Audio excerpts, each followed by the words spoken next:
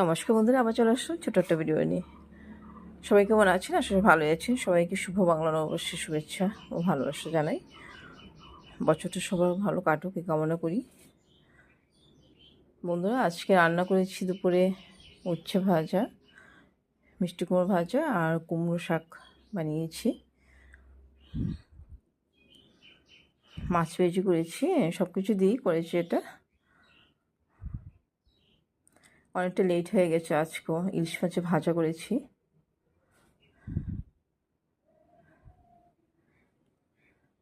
Mutton রান্না করেছি। এই হয়েছে আজকে দুপুরের রান্না। আপনারা কে কী রান্না করেছেন কমেন্টে অবশ্যই জানাবেন।